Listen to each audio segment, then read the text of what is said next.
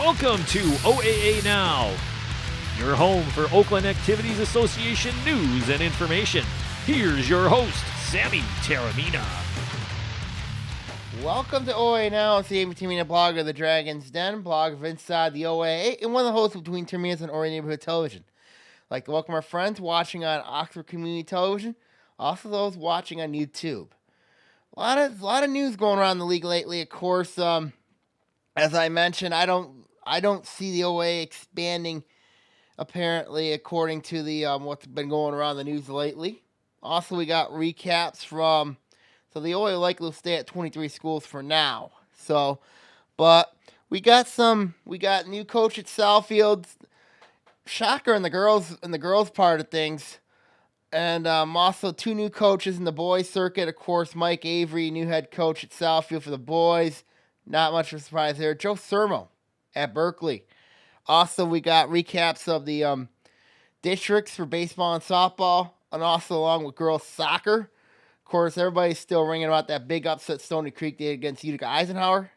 And we also, if time permits, we have the Sound Mind, Sound Body football camp. And also not to mention Oak Park State Championships in track and field, three-peat for the girls.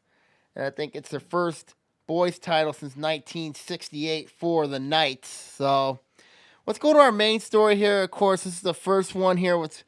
It is in girls basketball. Of course, Jamie Gentz is named the new head girls basketball coach at Southfield Arts and Tech, replacing Michelle Marshall, who, of course, a lot of people expected her to be the next coach over there at Southfield.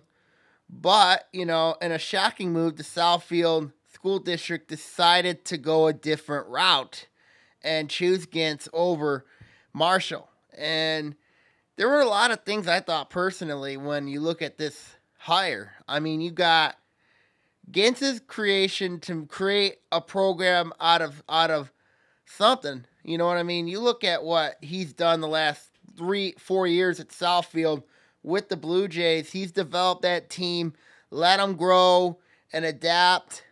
However, when you look at it, his losses, oddly enough, were to Lathrop, and Southfield-Lathrop had some really dangerous teams. When you look at the players they had with like the Bellows sisters, Antoinette Miller, and of course Deja Church. Now, Deja Church is an interesting question when you look at her and what she's going to do with Glintz in charge. But you look at some of the talent that Southfield had. Of course, Southfield last year had a very good, promising freshman in Alexa Johnson. She averaged about 12 a game and six rebounds per. And then you have Delana Hallman, of course, well known about her. She's going to be a junior, averaged about 10 a game. And you got Razier Franklin, who had 13 threes last season in her freshman campaign. So Southfield does have some talent. If Church decides to go elsewhere. But Deja Church is an interesting question because when you look at... But let's go to Jamie Gentz first. I mean, like, the reason why I think Gentz got hired as the new coach of the Warriors is because there's a few reasons. Like I said, develops something out of nothing. I mean, but I think the big question is when you look at how he was hired over Michelle Marshall was because I think he had a freshman team. Now, Southfield did have a freshman team last season, which I thought was a huge part of things. And, of course, when you look at Lathrop did not have a freshman team a year ago. So, basically, when you look at how that's developed, if you want to be good in the red in a division like the red division, you're going to have a freshman team. You're going to have to develop the program for 4 straight years. You look at all the big time schools. You look at the likes of Lake Orion, Oxford, Clarkson, Stony Creek, Adams, Rochester. They all have freshman teams, and along with Troy, Athens, West Bloomfield, Royal Oak, they all have freshman teams, and you have to have a good freshman. You have to have a freshman team, to keep the program stable. And when you look at if you don't, there's a lot of advantages of having a freshman team. One, it's easier. It can let young freshmen develop. You know what I mean? Basically, from that situation on, Two, if you put them on JV, early, there's some that are gifted to play JV. But if you're struggling, you need freshman level, you know what I mean? And if you're a sophomore, I believe you need to play JV. But there's, like I said, there's some gifted players that could play up on varsities. I mean, like some gifted freshmen who could play up on JV, or some that could play on varsity, But I think the benefits of having a freshman team means you have a lot more players in the program. You have a lot more. You can do a lot more with how the situation is handled over there. So I think it was an interesting move that Southfield did go against because of the freshman team. Now, when you look at success, Marshall's had a lot more success than Gintz because Marshall has a state championship add to her belt. And then you have the last few years she's had teams that have been state championship caliber, and of course, Lathrop was doing very well, of course. But the thing is, Marshall does have an AU background. And you look at the AU circuit, of course, a lot of the players Marshall got was from the AU circuit. Let's not forget, Antoinette Miller played. She's a Cincinnati commit now, but she did play one season at Ferndale before transferring to Lathrop. And then, of course, that was very interesting. I was very upset at the time that Miller went to Lathrop because of Marshall. And, when you bring in a guy like Jamie Gintz, who had to develop his team from scratch, literally, had to go through his ups and downs like everybody else, I think it was an interesting move. Now, when you look at Southfield now, this comes up to my next question, which is Deja Church. Because you look at Deja Church and her situation, she's a big-time Division I recruit. Could be a Miss Michigan Miss Michigan this upcoming winter.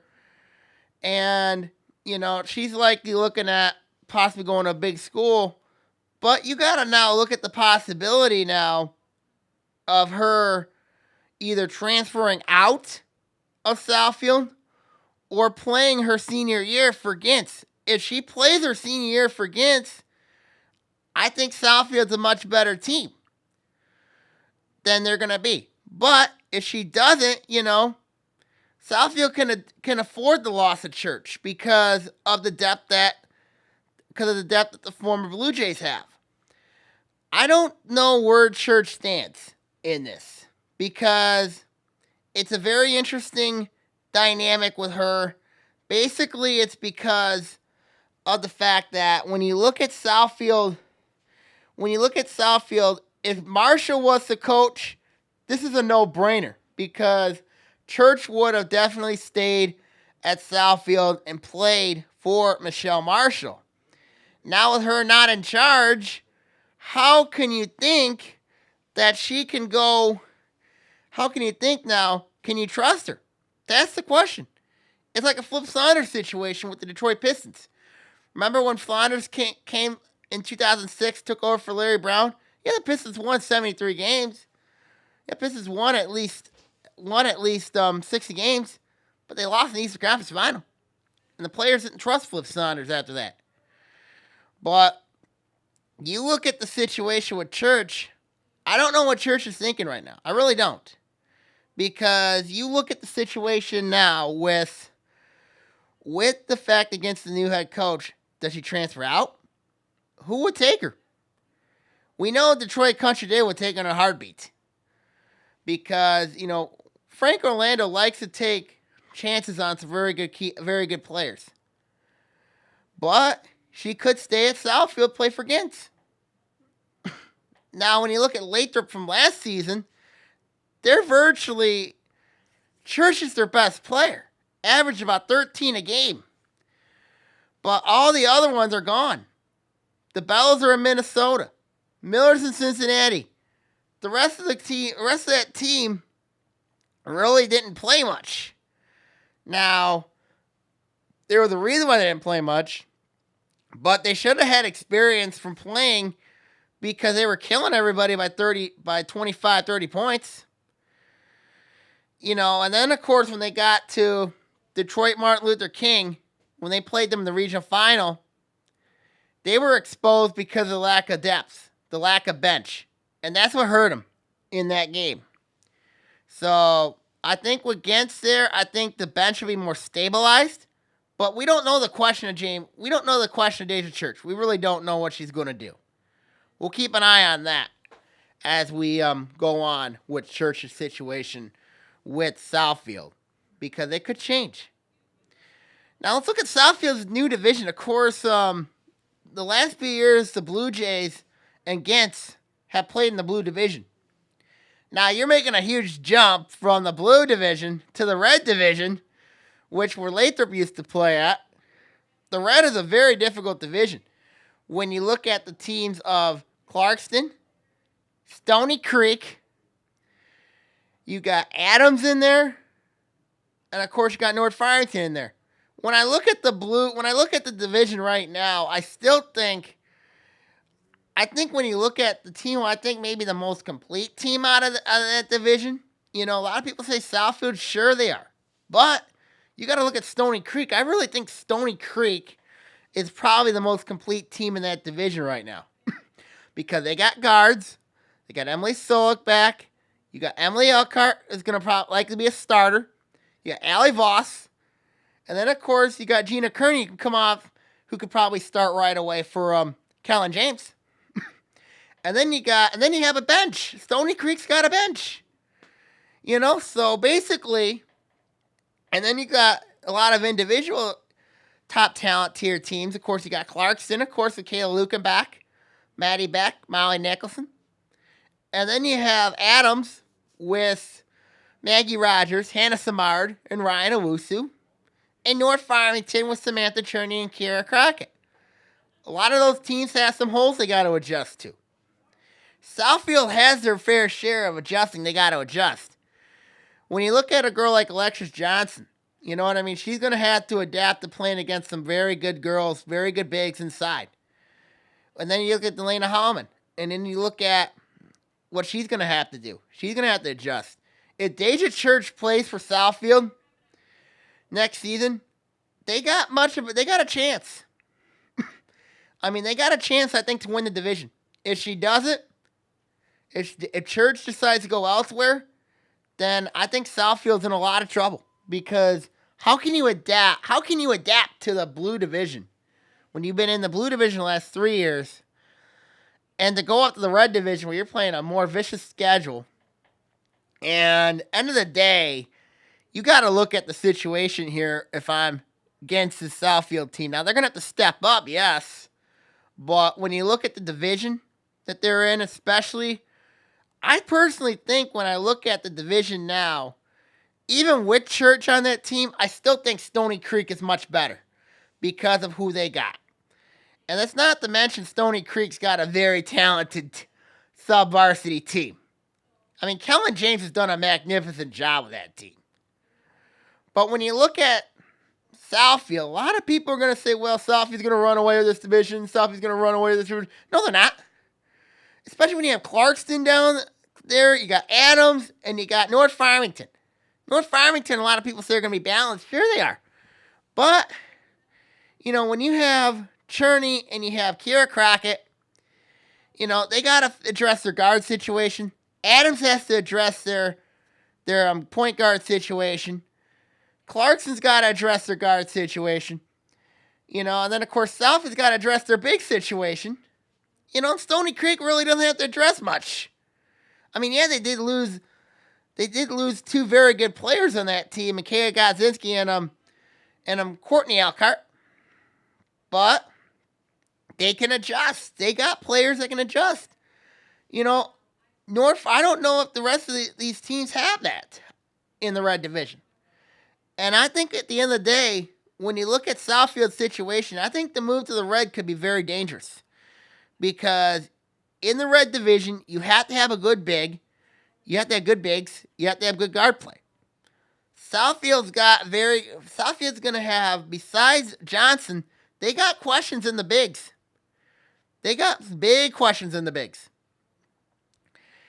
Now, when you look at the division, everybody else has questions with the exception of Stony Creek. But when you look at the situation there in that division, I think Gintz is going to have his job cut out for him. I really do. Because when you look at the situation, and you got some well-known names in that, well-known coaches in that division. When you look at Simpson over at North Farmington, and then you look at Shea Lewis at Adams, you got Kellen James, of course, at Stony, and of course Christine Rogers at Clarkston. You know, when you look at the situation, it could be an interesting experience for him, for Gintz. It could be very interesting. But like I said, this all depends on what Deja Church does. If Church stays, it gives Southfield a much better chance in this division. If she doesn't, I think Southfield's in some trouble. Because if she decides to go elsewhere, then I think it could be a long year for the Warriors. If she stays, Southfield's got a chance. And they'll do some damage. And of course, let's not forget the non-conference schedule. You know, that's going to be important because I don't know where Gintz is going to do with that non-conference. I mean, a lot of teams around the Red Division are going to have tough schedules. I just looked at Stony Creek's non-conference schedule, and it is behemothly difficult when you look at who they've got to play. When you look at Adams' schedule, they've always been tough. Last year, Adams had to play the current state champion Warren Cousino at the Palace Auburn Hills. They almost beat him. And then he got Clarkston. Clarkston, I think, is going to play a tough schedule too. You know. And I think North Farmington is going to also play a tough schedule. So, if I'm Southfield, I would like to book tough. I wouldn't necessarily book an AAU type of schedule like Lathrop's been doing the last couple seasons. But they played a manageable, tough schedule. You know, but end of the day, when you look at playing a tough schedule, it does get you ready for the league, but it also gets you ready for districts. Of course, it was an interesting proposal with districts that the MHA could look at possibly seeding districts based on their winning record. I think it's a long time coming. And they could basically go, you know, they could do that for basketball. So they're forming a basketball committee, which I think is going to be very interesting, very similar to what lacrosse did with senior districts. I think it makes sense. But like I said, it all depends what happens with Southfield, with Deja Church, like I said. Now, the district they could be in could involve Detroit Renaissance, is very good. You got, of course, Oak Park has been good for a while.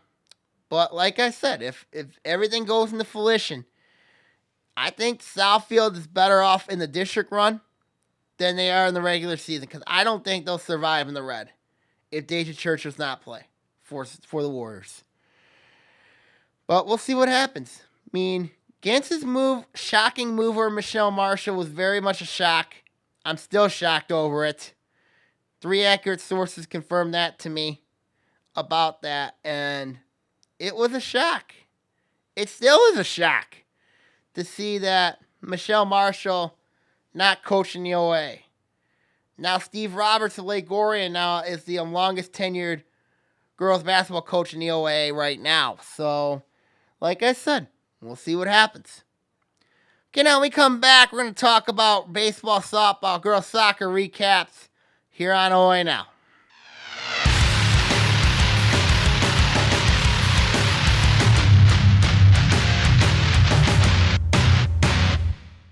I'm Oakland County Sheriff Mike Bouchard and former Red Wing great Joey Koser reminding you to follow the rules regarding boater safety. Always operate at safe speeds, avoid alcohol, and wear a life jacket. Don't let a great day on the water be ruined by bad decisions.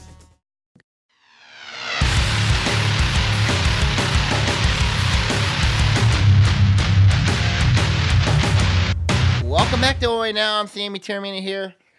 Of course, the big stories here was recap last week's districts for both baseball and softball, also girls soccer. Now, a lot of people in girls soccer are going over what happened to Utica Eisenhower with them. Of course, Utica Eisenhower was ranked number 2 in the state, undefeated, had a nice path to the district final, took on Stony Creek. Stony Creek had to go through Utica Ford, who was ranked 8 in the state. Now, Stony Creek is ranked 10th in the state, but Stony Creek beat Utica Ford. And then behind a girls basketball player, Emily Solik, that we all know, and they went and upset Utica Eisenhower 3-0 at Swinehart, capturing another district title for the Cougars, and it was a big upset. Now, why this was considered a huge upset was because Utica Eisenhower was a team that really they were really talented, really good, but then that goal by Solik, I thought, changed the whole complexion of the game. Then he looked at Utica Eisenhower, started to get tight and started to get desperate. Stony Creek took advantage of Utica Eisenhower's desperation. You know, I thought when you lose a game, it kind of helps you when you lose a game because it humbles you. When you're undefeated, you know, you're kind of like, say, okay, this is our year. And a lot of people had Utica Eisenhower going far. One guy had Utica Eisenhower win the state title. I mean, it was shocking to see how Utica, heck, last week in the blog, I said I thought Utica Eisenhower would win the district crown. But I mentioned Stony Creek could give him problems. Stony Creek did give him problems. They not only gave him problems, they beat him. And Utica Eisenhower's out of the tournament. And now Stony Creek's got to play Macomb, Dakota in the regional. The regional semi at Troy Athens. Other side of that one's Troy Athens taking on Grosse Pointe North. When you look at that one, you got to give an edge to Athens because you look at the Red Hawks. I think this is a good enough team that can make another run to the state quarterfinals. They can make a run. I believe Troy Athens can make a run in this tournament. Now, a lot of people are saying to me, well, Troy Athens and Stony Creek, that would be a heck of a game at Troy Athens. And I think it will be. I mean, end of the day, these two have played each other before. Troy Athens and Stony Creek know each other. It'd be a great game. Now, Stony Creek's got a tough match with Macomb, Dakota. Macomb, Dakota's no slouch. They're a good team. Grosse Pointe North, same thing. They're no slouch either. But I still believe it's going to be Troy Athens and Stony Creek. I think that, and whoever wins that, I think is going to have a great shot at going far. Possibly going back to Troy Athens. I think that's where the soccer finals are at, I think. The other district for girls soccer is at Bloomfield Hills, of course. Adams winning the Lake Orion district. They get the Brighton Bulldogs first. The other one is Grand Blanc and Novi. I said this Grand Blanc and Novi is going to be a heck of a girls soccer game because both teams are very good. Novi is one of the top teams in Oakland County. Grand Blanc is one of the top teams in the state, and they're going against each other in the regional. Unbelievable. Then you got Adams taking on Brighton. Adams, of course, on a beneficiary of a Hannah Samard goal. Of course, Hannah Samard plays girls basketball. And they beat Bloomfield Hills, and now they're going to Bloomfield Hills' home turf to play Brighton, to play the Bulldogs. Now, Brighton's not a bad team. But when you look at Adams, I think Adams is right now peaking at the right time. And I think it's something to look at with them. And Adams, you know, the way they're playing loose. If they can beat Brighton, you know, and then they'll probably get either Grand Blanc or Nova. I think it'll likely be Grand Blanc. But it'll be very interesting, to say the least, in that district at Bloomfield Hills. So we'll see what happens. I still think Grand Blanc's favored over Adams. I think they'll get by Novi. If Novi shocks Grand Blanc, I'll be shocked. But we'll see what happens there. Let's go to baseball. Of course, a lot of upsets occurred over there in the games. Of course, we'll preview the regional there. But I think the biggest upset occurred at Birmingham Seaholm. Of course, Birmingham Brother Rice ranked number 2 in the state. Catholic League champions. Very good pitcher. Very good player in Carl Kaufman. And yet Groves upset them. 8-6. How is that possible? Well, if you score on a team early and often, you're going to win games. And that's what Groves did. They withstand a Birmingham Brother Rice 4-run 6. Had to overcome it in the 7th. Rice had their opportunities. Birmingham Brother Rice did have some trouble, though, in that district semis against Bloomfield Hills because they went extra innings. I thought, personally, Bloomfield Hills would have got him. I thought they would have got him because the way that they played, I think after that, Birmingham Brother Rice got their act together and beat Bloomfield Hills in the district semis, and that it affected them in the district final against Groves. Now, Groves is a great pitching staff. Their pitching staff is very good, for starters. And you look at what Groves did, and their offense woke up against the Warriors. And, of course, gear or not to play Birmingham Brother Rice, it's always big. Because Brother Rice has always been one of those teams ranked in the top every year. They recruit players. They get them to come over there. It's the same thing with Birmingham Marion. But end of the day, Groves proved that, they did beat Birmingham Brother Rice, and now they're playing in the next weekend. It's them that's playing the next weekend, and Birmingham Brother Rice is not. So that's very interesting there. I think Groves got to give credit to the first-year manager. Did a magnificent job there. But when you look at what happened, it was a big-time upset. It was a monster upset that I think it's a huge shock right now at how Groves upset Birmingham Brother Rice. They put up 8 runs on him. That's hard to do. I know Kaufman, I think, pitched that game too. And that's a huge shock that Rice would give up 8 runs and lose that game. That was a huge shock. Another upset to talk about was Harrison. Harrison, team is not that good, not that strong, goes out and takes out Farmington 3-2 at Livonia Stevenson. How does that happen? Farmington left the bases loaded, 1 out in the 6th inning. No outs in the 6th inning. They had a chance to go up big, and they blow it. And then Harrison scores 1 in the 7th to take a 3-2 lead. Farmington puts runners on in the 7th inning. The game ends with a pop-up and a catch, and that's your ballgame. Farmington had a lot of potential to go far in the playoffs, and yet they blow it all away. They give it away. A lot of people are talking about how Farmington would win could have won their first district title since 2007. Of course, that was the year that they lost. They went to state final. Of course, they lost to Orion that year. But when you look at Harrison was a mediocre team this year. Not a lot of depth. Not a lot of but they found a way to beat Farmington. But they were crushing the district final by Livonia Stevenson. Livonia Stevenson's moving on. When you look at Farmington, yeah, they won the white. But, end of the day, all that matters is playoffs. And Farmington didn't get the job done. And that's why Farmington, they're out of the playoffs, is because they couldn't get the job done against Harrison, a team they should have beat, they should have destroyed. But instead, they're gone.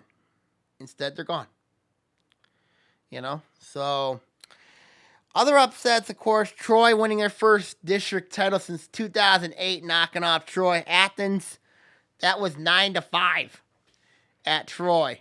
I mean, when you look at this one, I thought Troy-Athens would have been a huge favorite. I thought Athens was a huge favorite to get out of this district because I thought they were more battle-tested. And they have experience at what they did last year in the quarterfinal.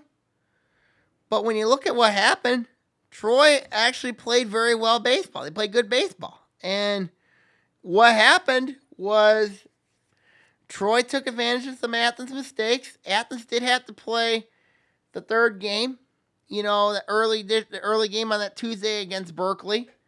They did knock off Warren Mott. But, you got to give credit where credit's due. Troy is a very interesting baseball team. They had an up and down year. but they found it at the right time, won the district at their home field, and they're moving on. They're moving on. An interesting upset also, the last upset here would be Rochester over Utica Eisenhower. Of course, that was a 3-2 game in 10 innings at Stony Creek. When you look at that one, that was, to me, was last year, Utica Eisenhower got Rochester in extra innings. And then this year, Rochester got Utica Eisenhower in extra innings. So, kind of like a payback type of thing with that district. But, end of the day, you got to give Rochester a lot of credit. Utica Eisenhower left at least 6-7 guys on base. And you got to capitalize on your opportunities. Utica Eisenhower did not. And Rochester did. And Rochester's moving on. That's the beauty of baseball. That is the beauty of it. And oddly enough, all those 14, and oddly enough, you got a district at Bloomfield Hills with Troy taking on Rochester and Groves taking on Adams, who won the Oxford district. Adams went through Clarkston. And then, of course, Clarkston had to go through Lake Gordon in a great pitcher's duel between Mike Falter and Anthony Ryder. Ryder 2-hit the Dragons. Shocking. It was tough. But when you look at Adams had to go through Waterford. It was a heck of a game. I was surprised the score was 5-3. But then Adams had some issues with Clarkston. The league went back and forth, but Adams pulled away late and won that district. So, very interesting dynamic. Of course, when you look at this district for baseball, I think when you look at Adams taking on Groves, I think that's going to be a good game between those two teams. Both have good pitching staffs. Both teams can hit. Troy Rochester, I think, will be, I would call it a pre-appetizer. But I like Rochester over Troy. I like Groves to knock off Adams. And, of course, I think Groves will be their team. I think Groves is the early favorite in that regional because of who they've got, their pitching staff, and they're riding high right now after upsetting Birmingham Brother Rice. So that's an interesting baseball district when you look at those teams. And one of those teams is going to go on the quarterfinals. So we'll see what happens there in that regional. Softball. Of course, I look at some of those games. I think the big upset, the best softball game I thought was Lake Orion's. 2 games with Clarkson and Oxford. The game with Clarkson, Orion really took advantage of Mitten. They took advantage of her, and I mean, she gave up a couple runs there, and then I thought Orion controlled the game until the 7th inning where Clarkson scored 3 runs to make it a 5-4 game, and then Orion had to hold on. I mean, the Dragons, their team is living by the edge lately, and it was the same thing that happened against Oxford. Of course, the Dragons did well for a couple innings, and then they struggled late. I mean, they got to get this corrected if they wanted to go far in the playoffs. Another upset was Groves over Seaholm. Of course, Groves had a changeover to a new coach who's been there on the job for about 3 weeks. They upset Seaholm. Seaholm was a team that Groves had trouble with beating, and they beat him in the district final. That was interesting there. Athens knocked off Troy. Of course, Troy had an up and down year, but Troy and Athens split with each other during the regular season. But, like I said, if it mattered that Athens went into Troy high and beat the Colts on their home field. So, tough way to go out for Tom Callahan's team. But like I said, I mean, nothing is forgiven. I mean, when you look at the situation there in that district. Let's look at softball regionals now. That's at Bloomfield Hills as well. You got Orion taking on Groves and Athens taking on Romeo. Romeo knocked off Stony Creek 4-2 in the district final at Stony Creek. So now they're gonna have the luxury of playing Troy Athens. Now, if Romeo's got 2 very good hitters, if I'm Romeo, I've got to be very careful with Troy Athens because Troy Athens could come in there and beat Stony Creek. Because now come in there and beat Romeo. Because when you look at Romeo, I mean, the MAC Red this year, was an interesting division because you had Macomb Dakota in there that won the division. Of course, Macomb Dakota's on the other side of the bracket. But when you look at Troy Athens, nobody's talked a lot about Athens. Nobody has, Troy Athens has been under the radar, kind of getting that disrespect card. And if Athens could come in there and beat Romeo at Romeo's expense, they have a shot at it. There's no doubt about it. End of the day, I think that Romeo better be careful of Troy Athens in this district, in this regional. And the other one you got is Lake Orion taking on Groves. Of course, Groves is riding on house money right now, the way they've been playing. They're going up against Orion, who's, I think, got a very experienced team. You got a very experienced pitcher in Sierra Gonzalez. You got Shelby Mishak, who can hit for power. And then, of course, you got Groves, who had 8 runs against Seaholm. But Seaholm's not Orion. I'll tell you that much right now. But if Orion can hit in this game, if Orion hits in this game, it could be a long night for Groves. When I look at this matchup here, this is like a mismatch on paper. But like I said, softball is a weird game, and it can be played at a weird pace and a weird level. But when I look at this regional, everything here tells me it sticks with Orion. Because when you look at the Dragons, this is a perfect opportunity. I've said it wouldn't surprise me if Lake Orion goes far, in softball. I mentioned it a little bit on Between Terraminas. I said that it wouldn't surprise me if Lake Orion goes far in this regional, and it could possibly beat Farmington Mercy. Because the reason why I said that is because I'm not impressed with Farmington Mercy. Even though they won their district easily, I mean, if you get to Elmore of Farmington Mercy, now she's a good pitcher.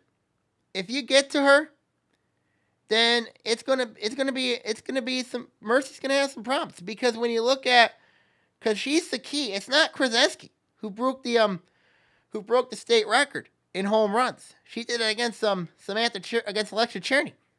But if you get to Edmore, you're going to beat Mercy. That's the key. I know Mercy's a heck of a team. They're a very good team. But there is a way but Mercy is human. They are human.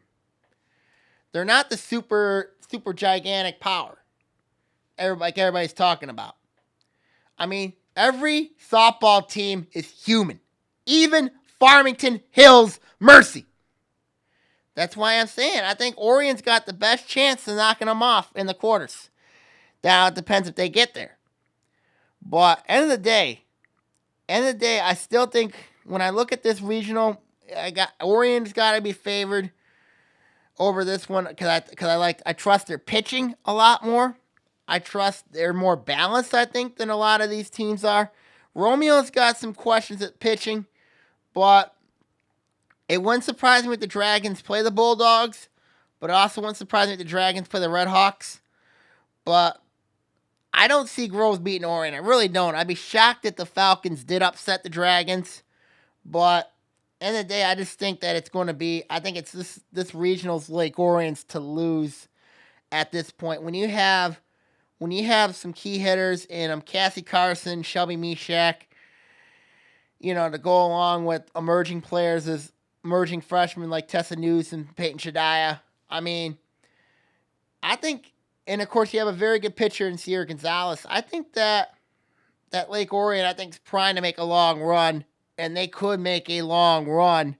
And of course, I think the schedule is much tougher that Orion played than Groves as well, because Orion played Clarkston, they played Oxford. Both those teams are very good teams. And I think the Red is a much tougher league than the White was this year, and that's why I'm saying Orion can take that. But Romeo, schedule-wise as well, you know what I mean? They played in the MAC Red, very difficult league. But end of the day, I've got to give the edge to Dragons in winning that regional. So, okay, now when we come back, we're going to recap track and field. Also, some basketball news here on OAA Now.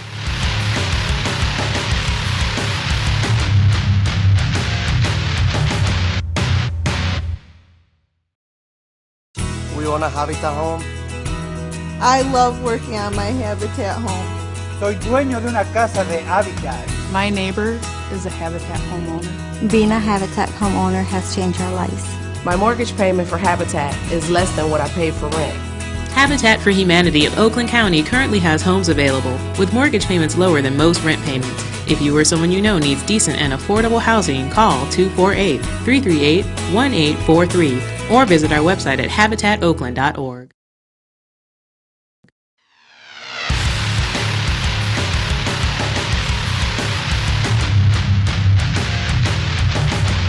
Welcome back to OAA Now. I'm Sammy Tiramina here.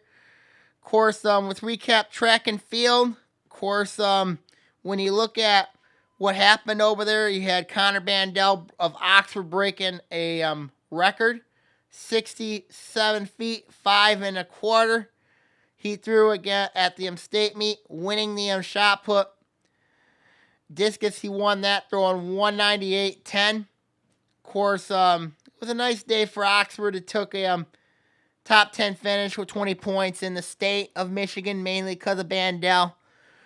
But the track and field state champions, both boys and girls, was the Knights of Oak Park. When you look at Oak Park, when you have in the girls, they three-peated the state. Of course, you have likes of Holloway and Jefferson, both going to D1 schools. Basically, when you look at Oak Park, this was a huge success for Robert Lynch's Knights team. End of the day, when you look at Oak Park, this was a huge success for the Knights girls track team, a three-peat, overcome some very tough competition. I mean, they're going to have some major holes next year, but their middle school program at Oak Park Preparatory Academy won the girls' middle school county meet. But the question is, how many of those girls are going to go off for track and field? They got a very good athletic team coming up, and you got to look at what they have. And Oak Park is a team, I think, that could be their girls' team. They're probably going to be down for a little bit, but they're still going to be very good because of the AU-style program that they run over there at Oak Park. Now, their boys won their first state title since 1962, and that is important because it has been a while since Oak Park won a state title in boys track and field. The last state champion team in the boys was Lake Orion back in 2012. I mean, the OAA's got some really good track teams. Of course, you had the Lake Orion team of 2012. You've had Pontiac Northern back in 2004 when they won the state title, only 3 players. And then you have the likes of you've had some good track teams over there. I mean, but Oak Park, for them to win this was a huge accomplishment. They got a lot of those studs are coming back next year, so this will be very interesting with what Oak Park does. If they can find some sort of throwing threat, I think that Oak Park could be a very dangerous team going on heading into next season. But when you look at it here, a lot of these when I look at recapping track and field, of course, the shoulda, coulda, woulda. Of course, Stony Creek lost one of the runners to injury.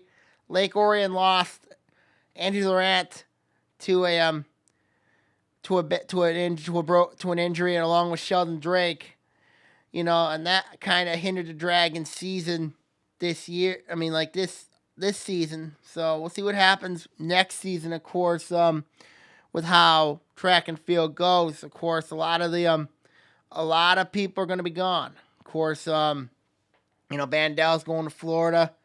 You've got Jefferson and Holloway are both going. I think Jefferson's going to Ohio State. Holloway's going to Virginia. And then, of course, you got Drake going to Oakland. Laurent going to Michigan.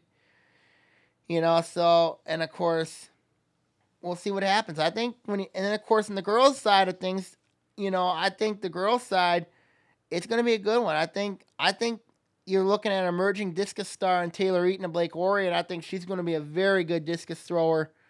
Her senior campaign, it could be very interesting. So, like I said, we'll see what happens with what's going on with track and field in the world of track and field. So it is what it is. So let's go to boys basketball news. Of course, as I mentioned earlier, we don't have much of an update at Oak Park and Pontiac, of course, with what happened at but we've heard rumblings. Oak Park did start their job interview process today. A couple weeks ago. We still don't know who their new coach will be yet. We don't know what's going on with Pontiac with the Ben Kelso situation over there.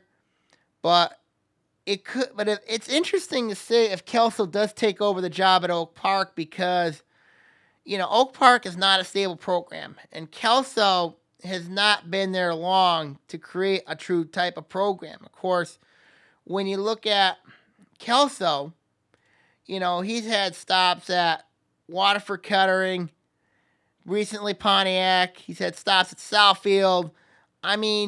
If you want to build a program, you got to be there for at least maybe more than 3, 4, 5 years. You know what I mean? If you want to build your own type of style program. And I think that's been a problem and Oak Park needs a program to be stable. You know what I mean? This is a program that needs stability. This is their 8th coach in 9 years. Greg Carter, the athletic director and football coach at Oak Park, had to take over the basketball team twice in his time. They've came off of scandal. They've had everything that's gone wrong for that program, and I think Oak Park needs a coach that needs stability to look at that night program. And I think personally, they need a coach who can bring stability there, not create chaos and destruction. And that's what I think is going to happen. I think that's what Oak Park really needs right now, is stability. They don't need more chaos that they've had to go through the last 2 years.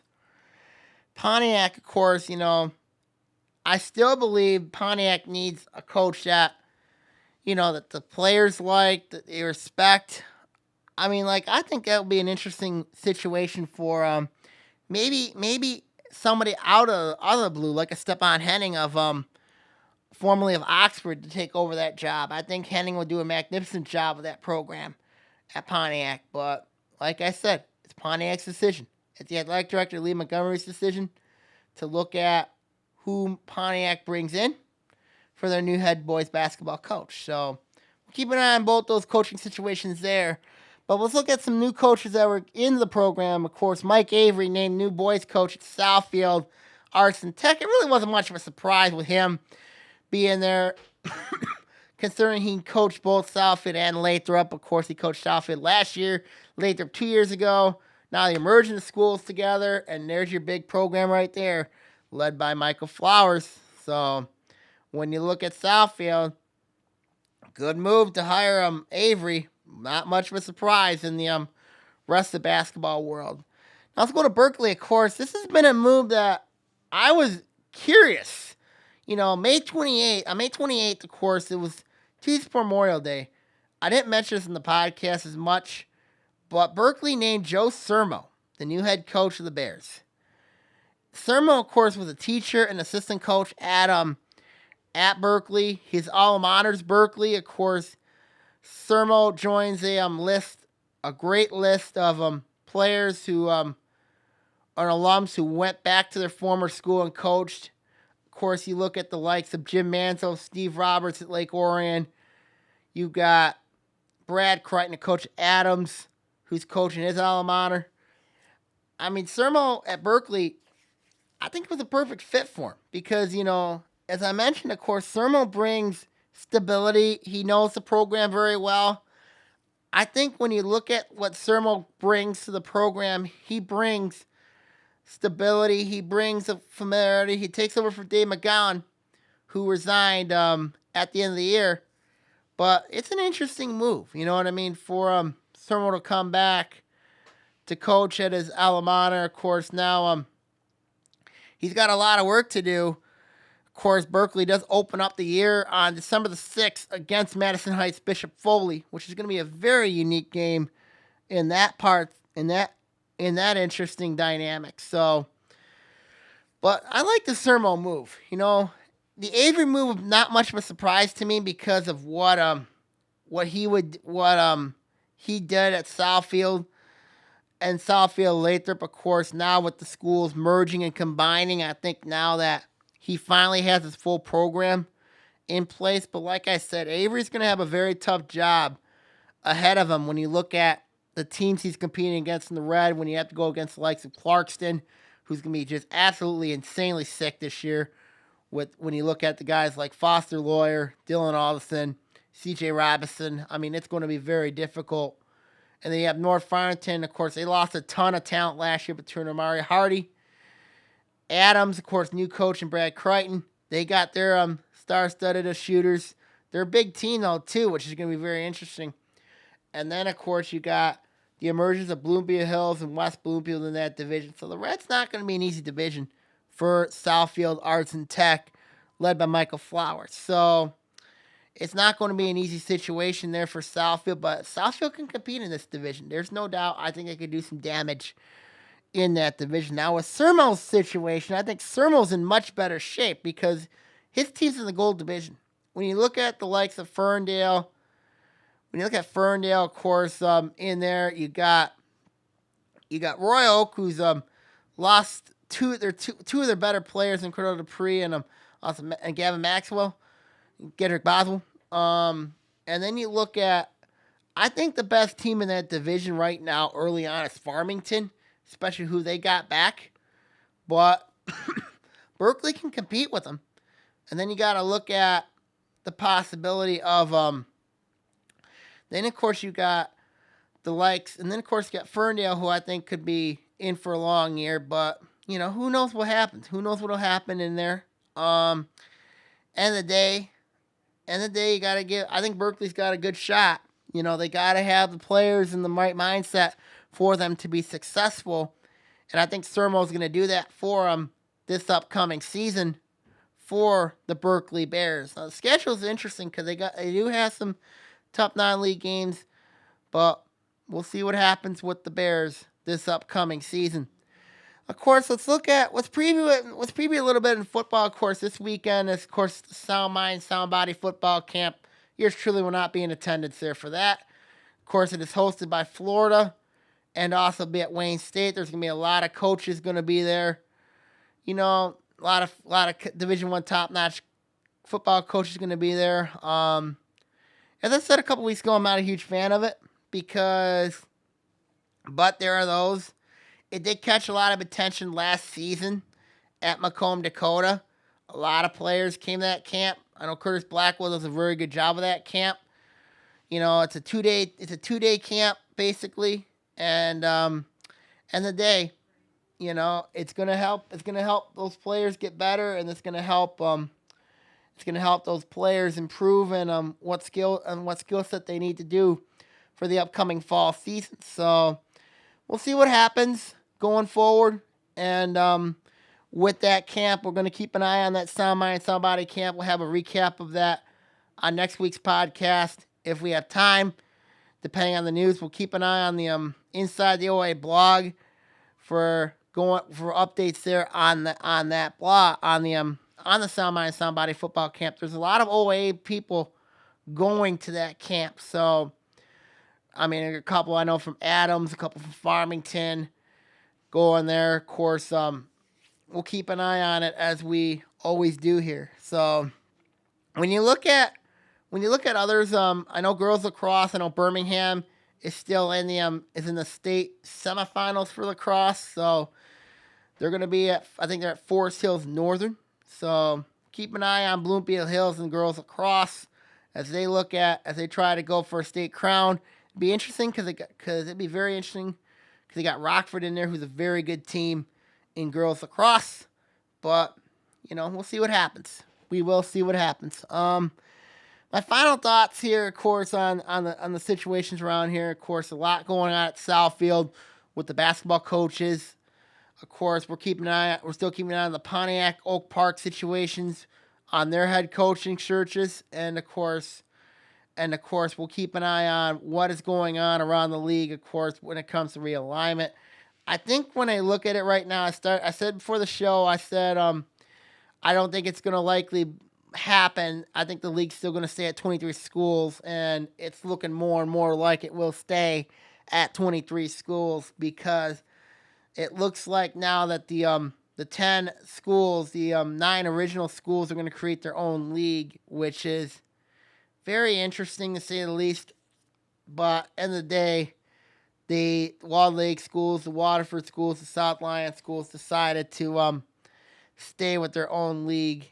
And who knows what could happen with the league if they could go after a couple teams. You know, they could, especially some OAA schools. So we'll see what happens there with the realignment and all that purposes. So, like I said, we'll see what happens. All right, now, everybody, I'm going to sign off here. Keep an eye on the blog for updates concerning what is going on around the league. Also, take a look at my preview for the regional at the blog, who I think could win the regional. As I mentioned earlier, of course, in the day, you know, we're getting close to that graduation part. Seniors are moving on to colleges. Of course, we'll see what happens. Okay, now I'm signing off here. Sammy Termina. Good night. God bless. And see you next week. OAA Now is produced at Orion Neighborhood Television, Lake Orion's community media outlet. To learn more about ONTV, visit our website at www.orionontv.org or call us at 248-393-1060.